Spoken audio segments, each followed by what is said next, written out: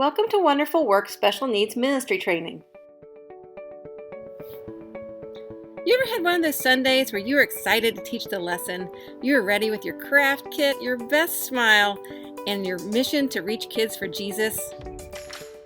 But then one child gets distracted, and before you know it, the whole classroom is in chaos. Sometimes it just feels hopeless. But is it? When we're called to teach the gospel to kids, we're called to teach it to all kids. And kids aren't always easy. The truth is, all kids can get distracted, but some kids have a harder time than others.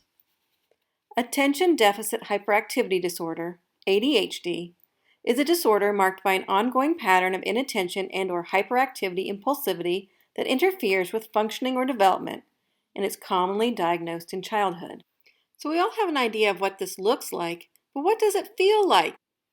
Well, the answer to that is as varied as those who experience it. So let's ask a professional. Dr. Ned Hallowell, an expert in ADHD, describes it like this. ADHD feels like having a brain run by a Ferrari engine. It's supercharged, powerful, and really fast. But it also comes with bicycle brakes. The good news is that there are many strategies that can be used to help kids with ADHD learn how to win the race. So what does this mean for you? Well, it means it's time to quit worrying about what the kids focus on and start choosing what you focus on instead. The first thing you want to do is make expectations clear. This means clearly lay out what positive choices look like. What are the rewards or the consequences of choosing a behavior? Then, break down directions into small steps. Children with ADHD have a hard time remembering multi-step directions, which can result in getting off task. Instead, give instructions one step at a time when they're ready.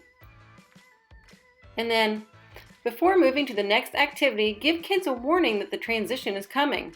No one likes to be moved too quickly. Children with ADHD have an especially hard time with this, so tell them before an activity switches. Now we're going to build from strengths.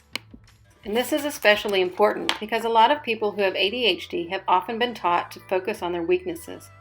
In fact, many feel shame for being wired differently. And church is no place for shame. Church is a place where people should be celebrated for the unique gifts that God gave them. And this starts with you. So if you see a child having trouble sitting still, channel that energy into something positive. Ask them to pass out papers, lead a prayer, or demonstrate one of the lessons.